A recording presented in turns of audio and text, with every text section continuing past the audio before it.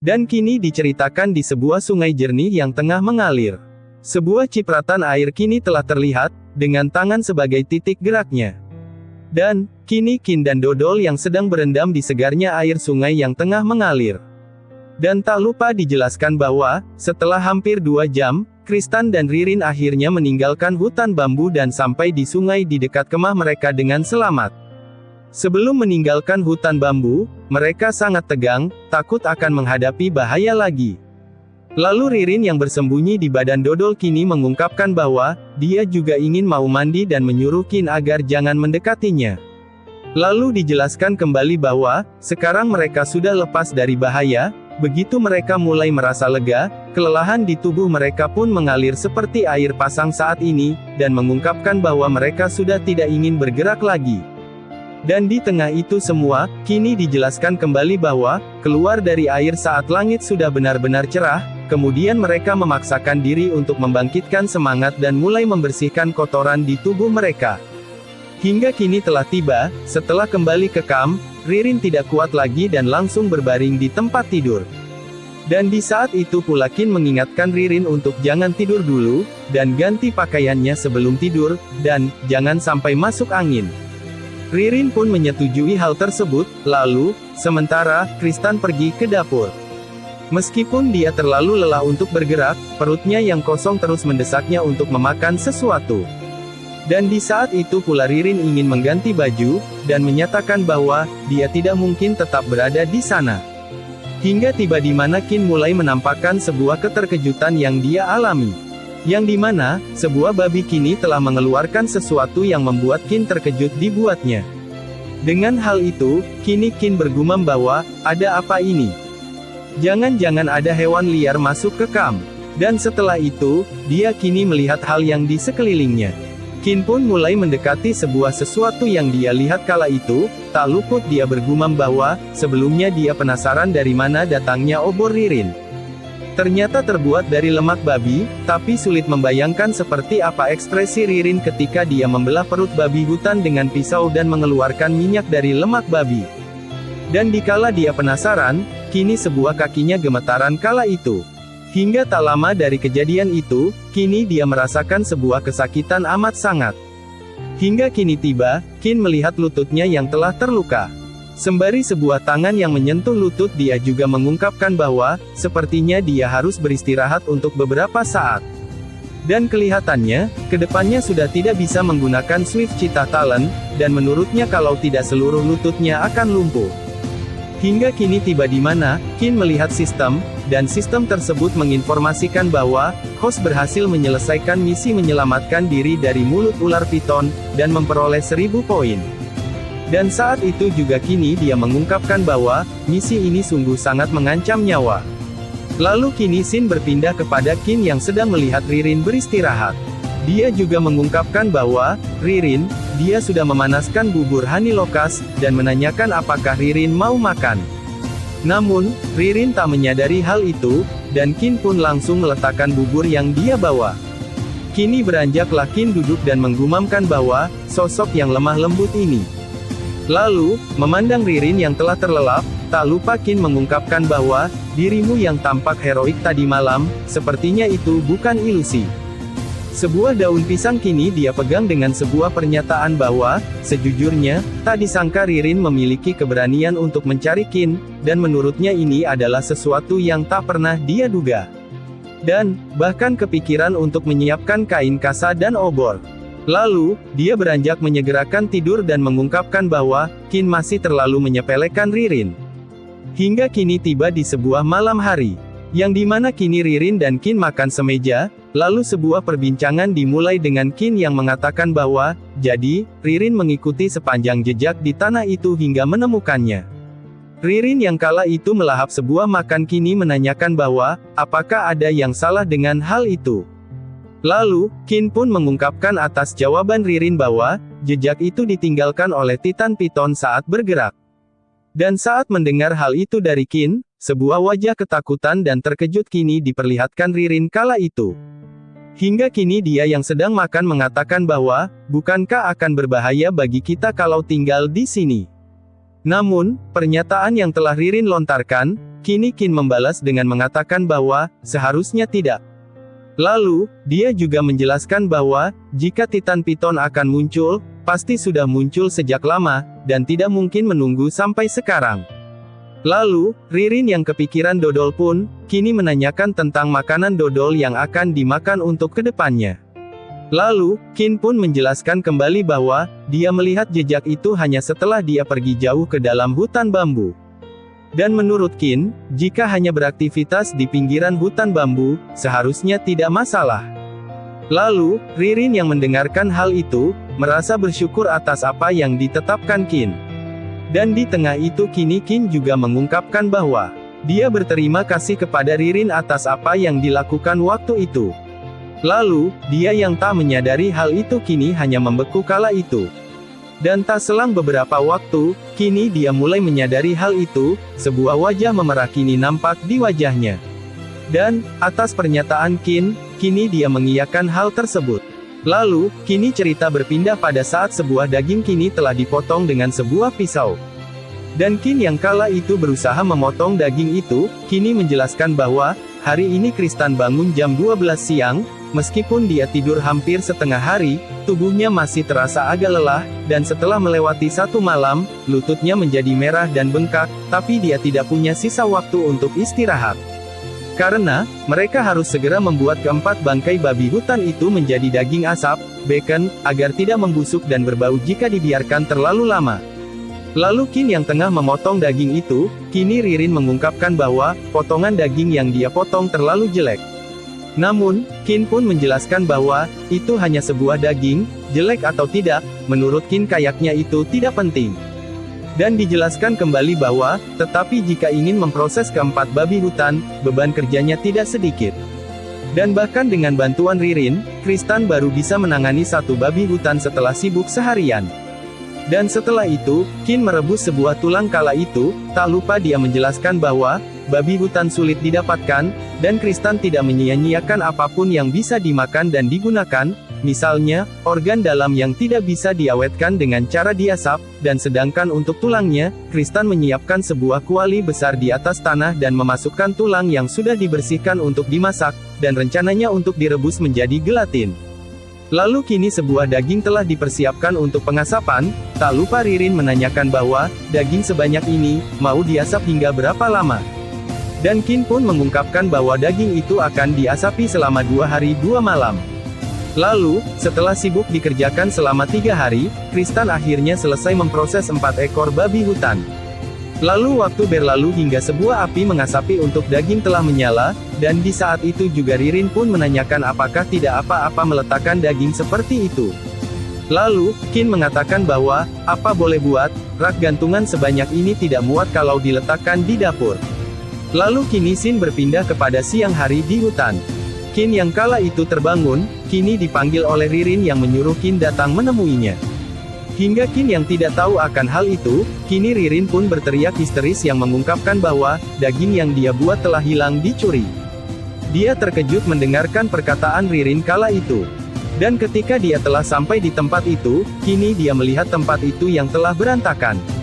Dia yang sedang mengecek tempat itu, kini diberi pertanyaan oleh Ririn bahwa, mungkinkah daging itu dibawa pergi oleh hewan liar?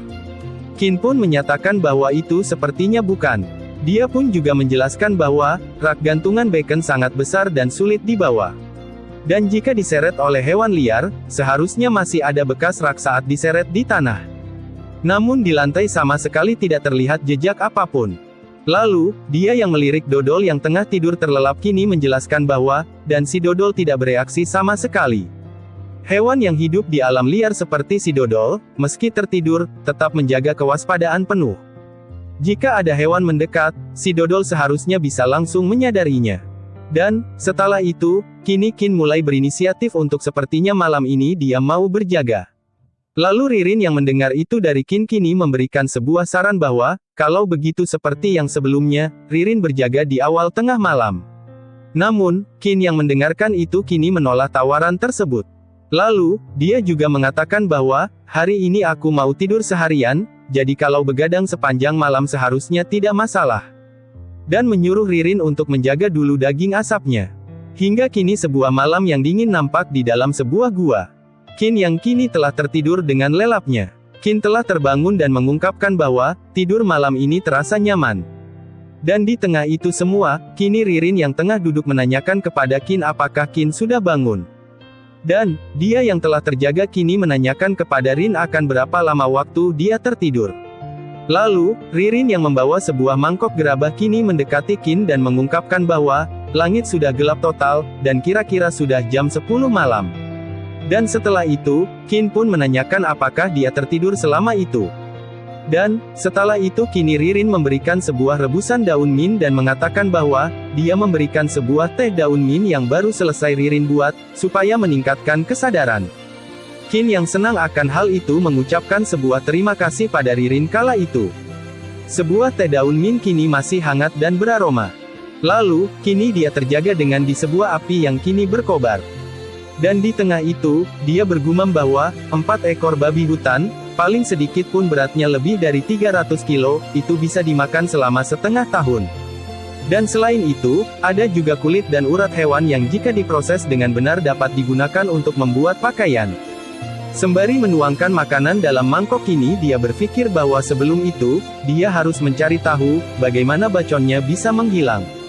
Malam kian larut, hingga Qin yang tengah berjaga pun mengungkapkan bahwa, mudah-mudahan seperti yang diduga hari ini, itu bukan dilakukan oleh hewan, akan tetapi jika benar-benar dicuri oleh hewan, maka akan berbahaya.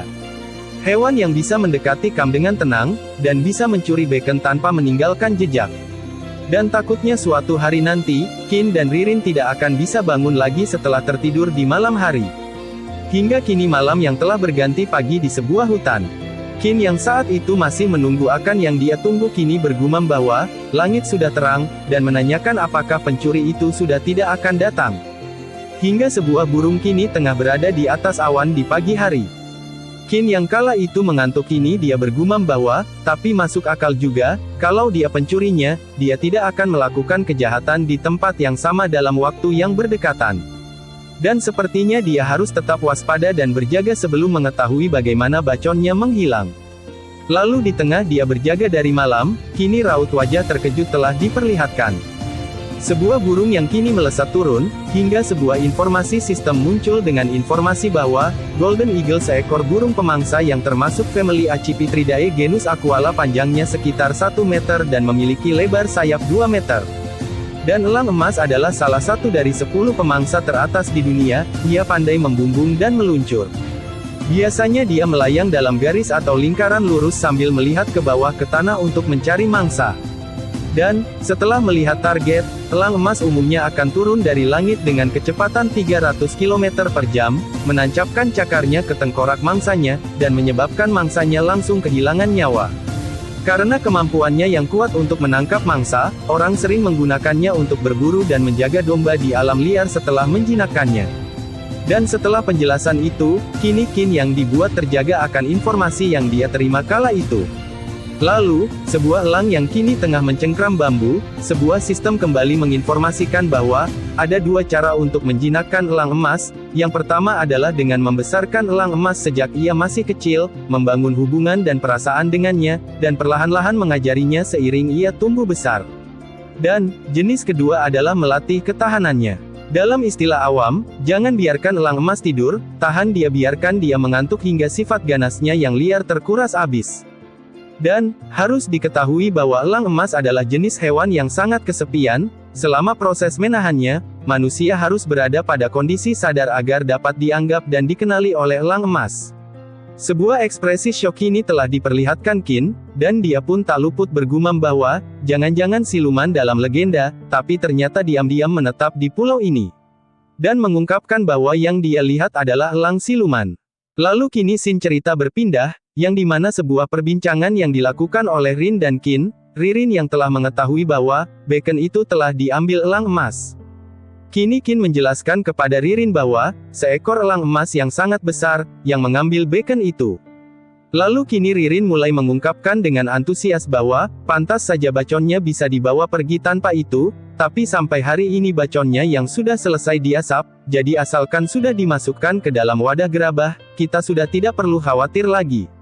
Lalu, perkataan Ririn pun ditanggapi oleh Qin bahwa, dagingnya boleh disimpan, tapi raknya Qin tidak memperbolehkannya. Rin pun menanyakan kepada Qin, kenapa tidak boleh disimpan raknya.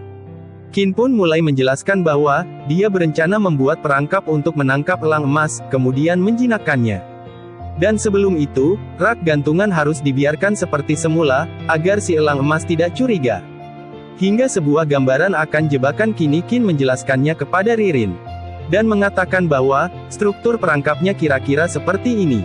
Waktu berlalu, hingga tiba Qin telah membuat perangkap tersebut. Namun Ririn yang melihat itu, kini mempertanyakan akankah jebakan yang Qin buat dapat efektif. Qin pun menjelaskan bahwa, pernah ada seorang kaum Zoroaster yang menangkap rusa dengan perangkap ini, dan menurutnya kalau digunakan untuk menangkap elang emas, seharusnya tidak masalah. Lalu sembari memegang sebuah jebakan kini Qin mengungkapkan bahwa, tetapi bisa digunakan atau tidaknya, dia berniat untuk harus dicoba dulu dan baru mengetahui hasilnya. Namun, di saat Qin mulai menekannya, kini jebakan tersebut tidak bergerak sama sekali. Lalu, dia memencet itu dengan sekuat tenaga yang dia punya, tak luput dia berkata bahwa, sepertinya digigit terlalu erat, sehingga tidak terlepas. Lalu di saat dia menekan dengan kuatnya, kini sebuah kayu yang menopang telah terlepas. Dan terlepasnya kayu itu, membuat Qin merasa getahnya. Sebuah jebakan kini mengenai dagu Qin, yang disertai dengan terkejutnya Ririn kala itu. Dia yang merasa sakit, kini memanggil Dodol untuk menghampirinya. Lalu di saat yang sama Dodol pun mulai mendekati jebakan yang Qin buat, dan di saat itu Ririn pun menanyakan apakah Dodol tidak akan terluka, namun Qin menjawabnya dengan mengatakan bahwa, dia menyuruh Ririn untuk tenang, dan menjelaskan bahwa, si Dodol kulitnya sangat tebal, dan menurut Qin dia tidak akan terluka. Lalu dia membenarkan hal yang dilakukan Dodol dan menyuruh untuk Dodol letakkan cakarnya di sana, lalu tekan saja dengan kuat. Dan saat Dodol menekan dengan kuatnya, kini jebakan yang Qin buat telah hancur karena kekuatan Dodol. Dan saat melihat itu dia hanya membatu dan bergumam bahwa, sepertinya jebakan tersebut masih perlu banyak penyesuaian. Hingga kini scene berpindah kepada pagi hari, yang dimana Qin yang bersandar di badan Dodol kini mengungkapkan kepada Ririn bahwa, kalau Ririn bangun sepagi itu, nanti siang-siang sudah mulai mengantuk. Namun Ririn pun mengungkapkan bahwa, hal itu tidak akan pernah terjadi. Dengan Ririn yang masih mengantuk ini dia mengatakan bahwa, tapi apakah Qin yakin elang emas itu akan datang lagi? Namun, Qin mengungkapkan bahwa, elang itu telah mendapat keuntungan selama 2 hari berturut-turut, pasti akan datang lagi. Hingga yang telah ditunggu Qin akhirnya datang juga, sebuah elang kini telah berada di atasnya. Dan kemudian dia melesat datang ke bawah dengan cepatnya. Lalu, sebuah ikan kini menjadi incaran sang elang emas itu. Hingga saat elang itu mau mengambil ikan yang menjadi perangkap. Kini telah tiba di mana elang itu telah terperangkap oleh jebakan yang Qin buat. Lalu, kini Qin dan Ririn menghampiri jebakan tersebut.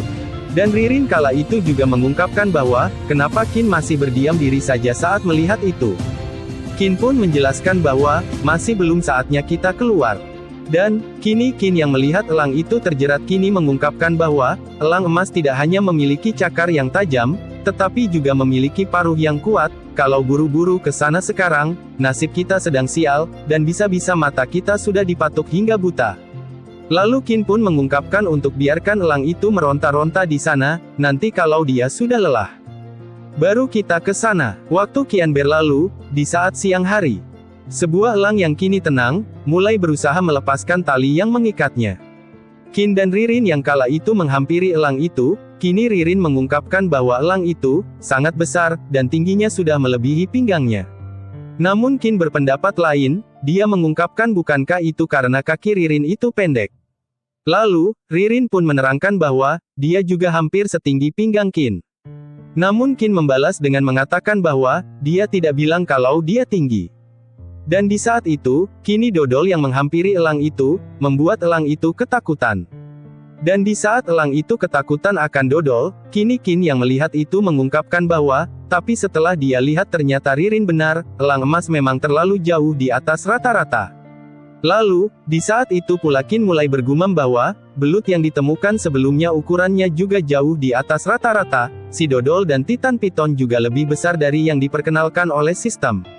Dan kalau hanya satu kasus mungkin merupakan pengecualian, 2 kasus mungkin tidak disengaja, tetapi kalau sampai 3 kasus sih perlu dipikirkan baik-baik. Namun, di saat Qin bergumam, kini Ririn mulai menanyakan bahwa, mengapa namanya elang emas, tetapi bulunya semua berwarna coklat. Lalu Qin pun menjelaskan bahwa, kalau begitu bagaimana dengan patung pasir yang memiliki makna konotasi geblek. Dan mengungkapkan bahwa dia juga tidak pernah dengar kalau orang geblek isi kepalanya pasir semua. Dan saat mengingat kata geblek, kini dengan wajah penuh idenya kini Qin tersenyum, dan Ririn yang agak penasaran pun kini mengatakan bahwa, apakah Qin tidak bermaksud untuk memanggilnya dengan nama geblek. Namun sebuah ekspresi aneh kini Qin keluarkan dan menjelaskan bahwa, bukankah itu ide yang bagus? Dan tanpa menunggu banyak waktu, kini dia mulai mengatakan bahwa, mulai hari ini, nama elang itu adalah geblek. Sontak perkataan Qin barusan ditanggapi elang yang tak tahu maksudnya.